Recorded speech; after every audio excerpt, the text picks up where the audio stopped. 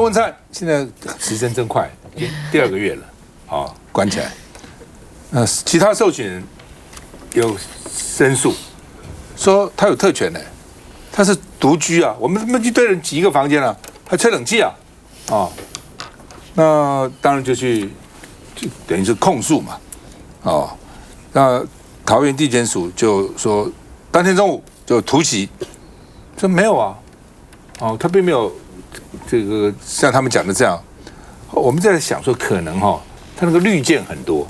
不是有3个律师一下绿件，那么好几个钟头吗？所以那其他犯人想，我们绿件没有这么多，怎么他可以律师一直见他？那个绿件地方有冷气，而且是一个人，所以既然他觉得说他是一个人在那边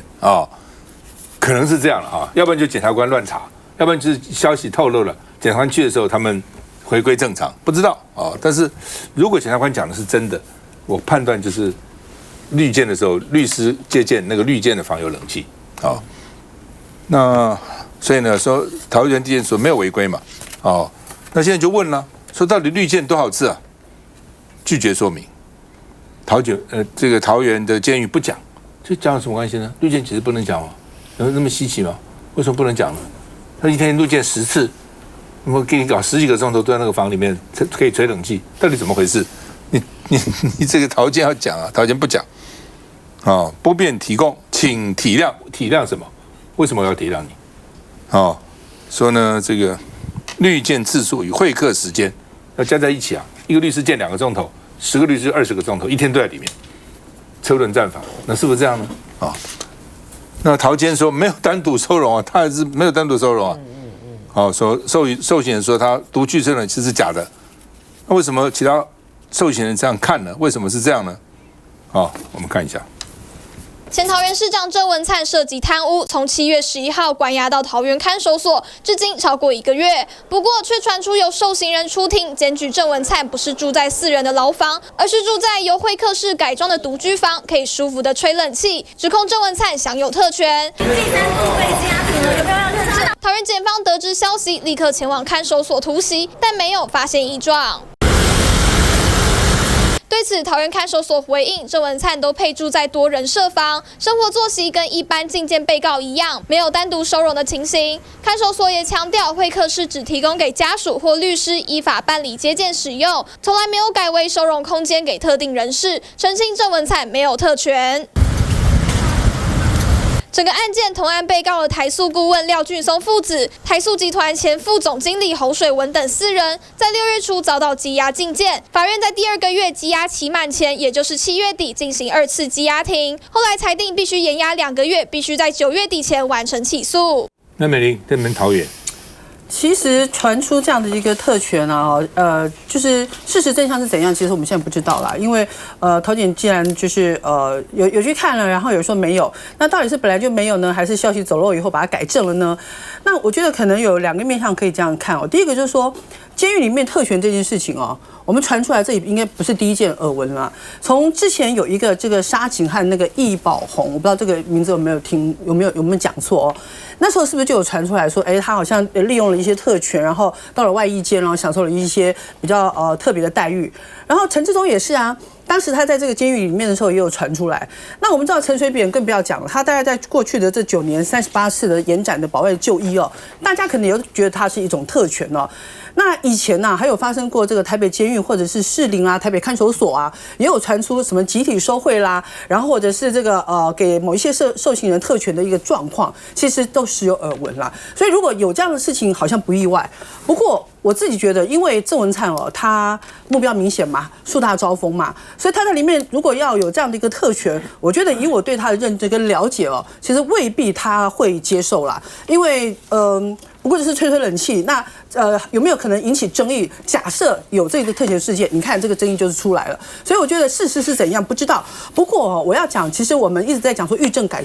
革我们的监狱，因为大家知道监狱是一个非常闭锁的环境，那我们的这个狱政人员的流动率事实上也不高，所以就是在那个闭锁环境里面，然后就是这一群人，所以其实我们要能够知道它里面管理的好不好，有没有一些这个违法乱纪的事件，其实不太容易的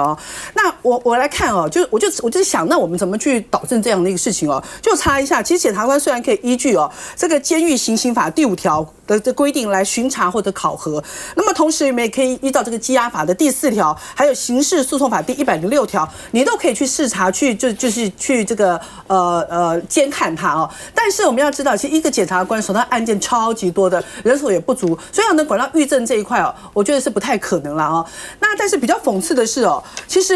在这个今年的7月15号，法务部我们才刚刚推动所谓的这个狱政革新哦，还进行了史上最大狱所的这些首长的一个调动哦，无非就是希望说你不要在那边待太久嘛，会有一些这个问题产生嘛。日久万生，对，然后调来调去，然后狱政革新喊得漫天尬响。那但是呢，不断还是传出这样特权的问题哦，甚至于其实狱政改革还有很多其他的这个问题要慢慢把它来解决哦。那我想这个改革还有很长一段路要走。那这次传出这个郑文灿有所谓的特权这件事情，我觉得只是凸显我们狱政上面还有很多的事情，改革路还是要必须走下去。来，玉芳兄，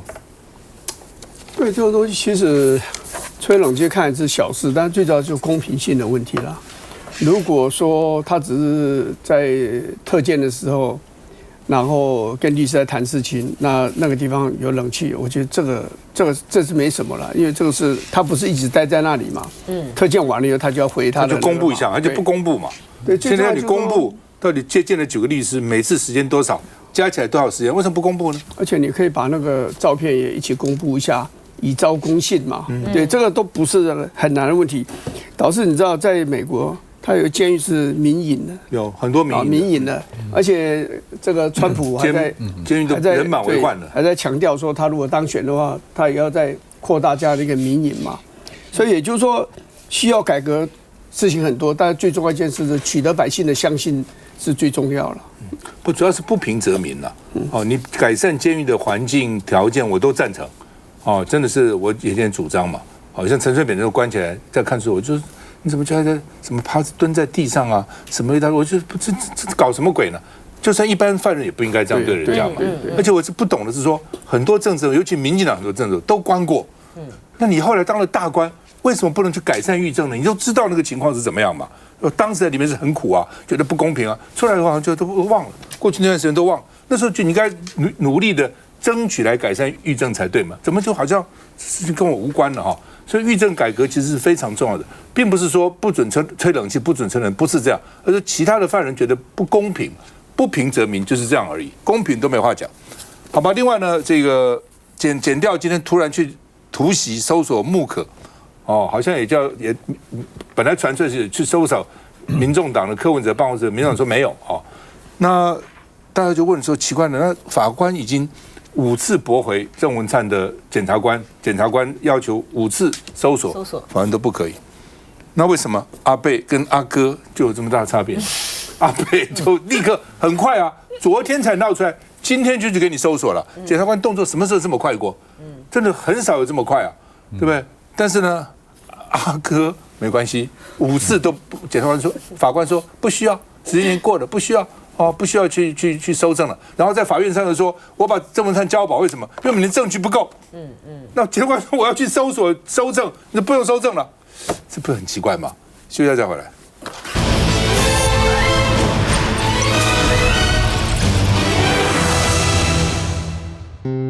住得安全，活得平安。一人一点力，爱就大无限。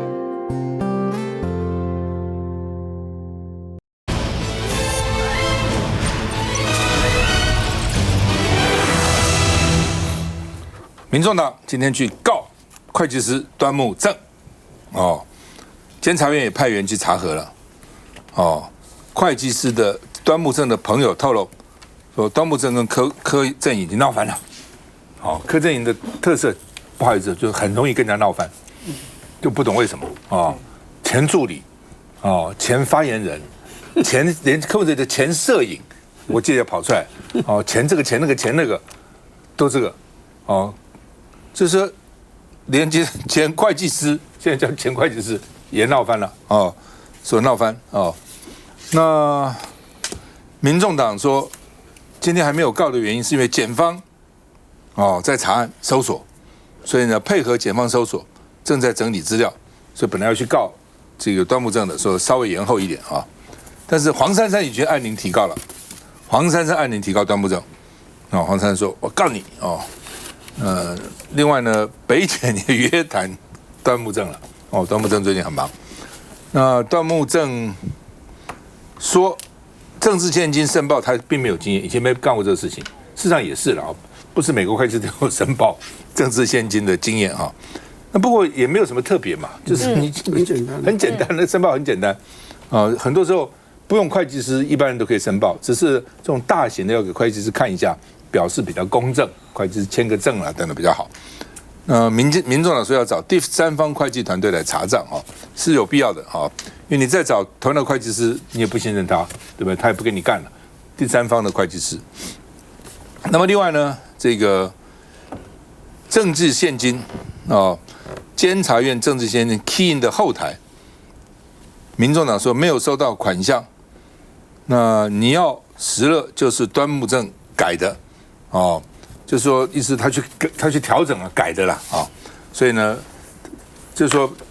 民众的讲法说，我有很多收到很多钱，我也花掉很多钱，但是呢，会计师因为时间来不及，没有办法去每个去申报，就把这些钱花的钱都放在2个公司里面，意思是这样那这2个公司就说我没有收到这个钱那会计师也不承认了那另外呢，这个柯文哲发个信给党员，承认自己用人不当，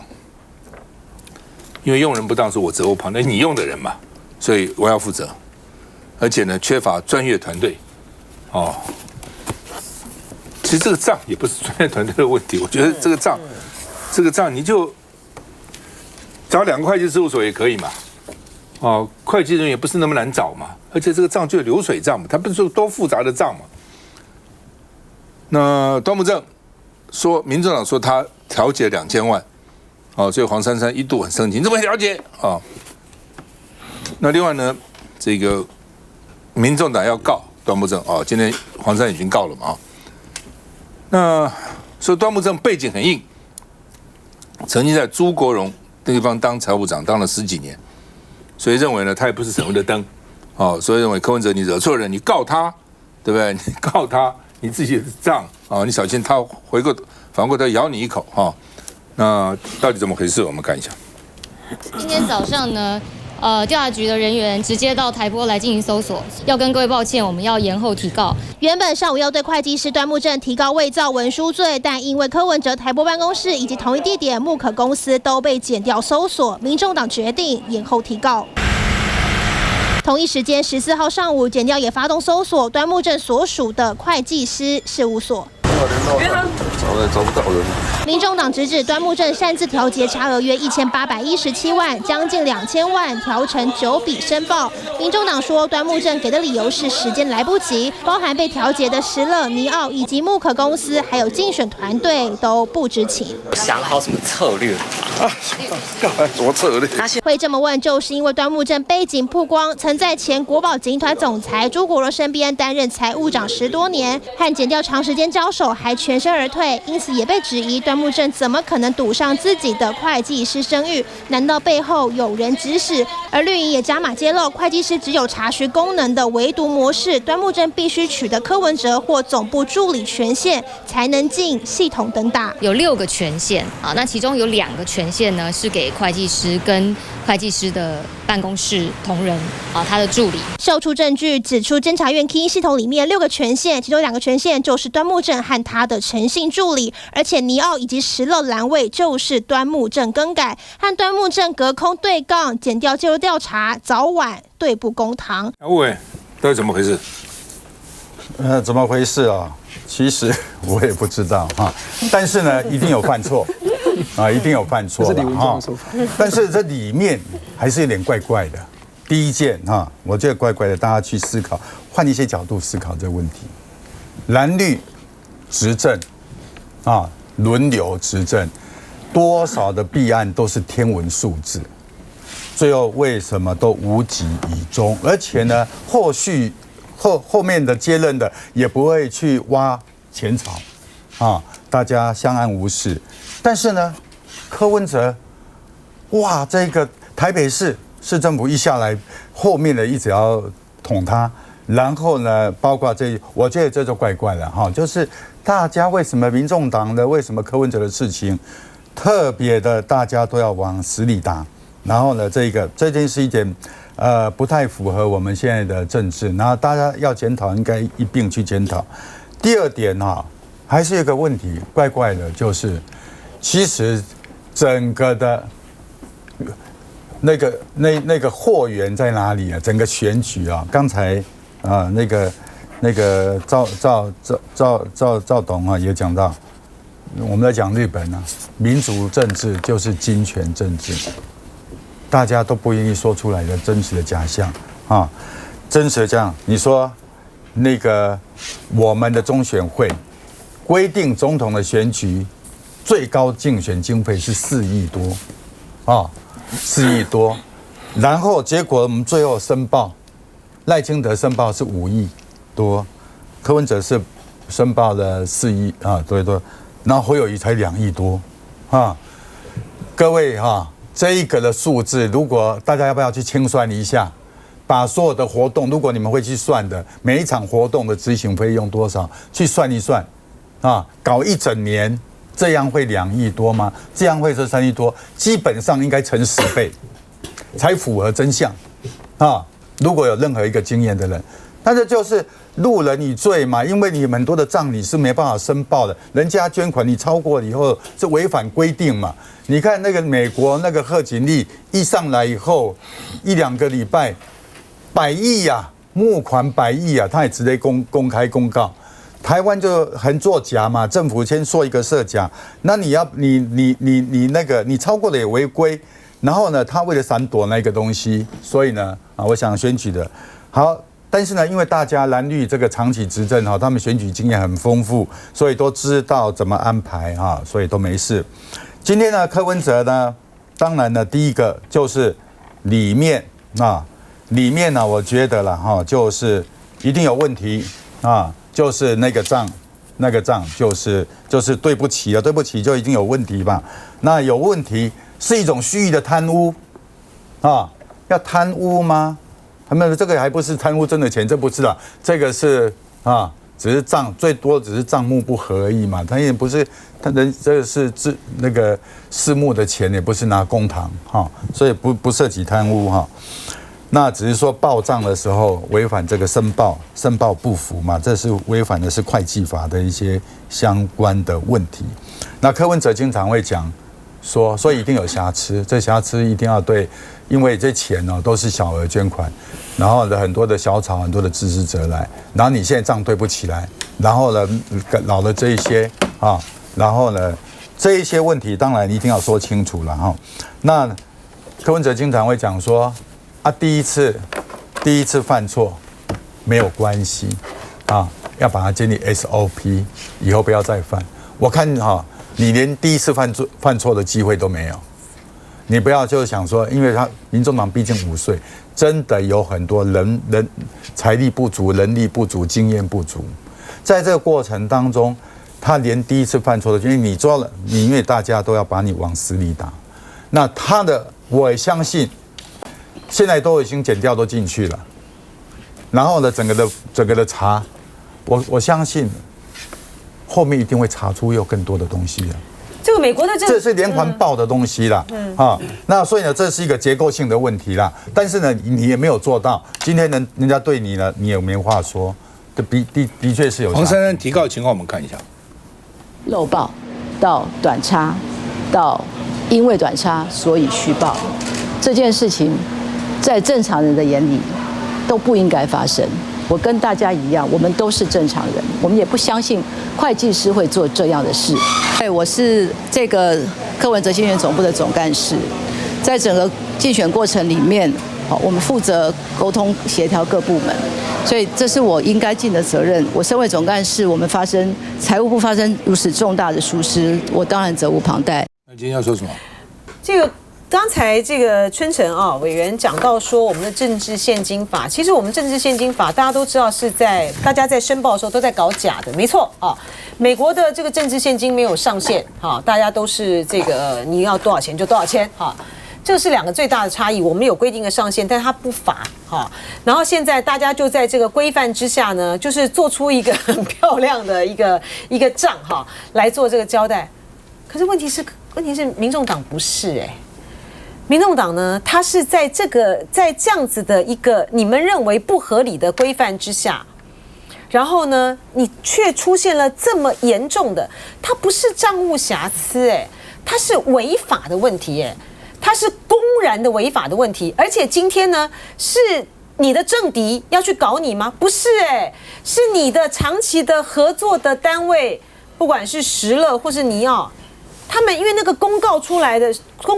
之后，他们说我们没有收到这个钱，他们爆出来的是这样子才爆出来的，并不是说来自于民进党或什么的，大家这边盯你的这个东西，民进党盯他能够盯出个什么东西来啊？你如果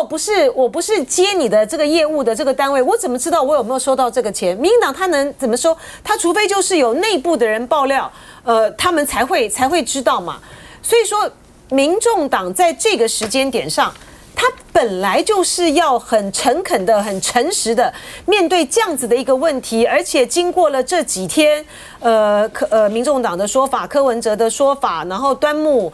会计师他发出来的声明的两边的话都对不上哈。那今天呢，检调呢就是来搜索了，那我相信很快就会让大家知道说他到底是哪一边在说谎，有没有这么离谱的会计师，你就是砸你自己的招牌，你就是完全就是在做一个违法的这个事情，然后有没有这么瞎的一个竞选总部、竞选团队？到今天为止，柯文哲发给党员的这个信里面还在讲说啊，我们是因为民众党呢第一次呢在总统大选，所以没有经验才犯了这个错误。开什么玩笑？你因为第一次这个总统大选，你就可以犯这样的错误吗？你是没有选举经验吗？你选过台北市市长不是一次还是2次黄珊珊你刚刚在那边讲那个什么，他也是选过台北市长的人更何况他还是律师他在第一时间的时候，当他们合作的这个公司石勒，而且还说据说过去是他的这个好朋友来去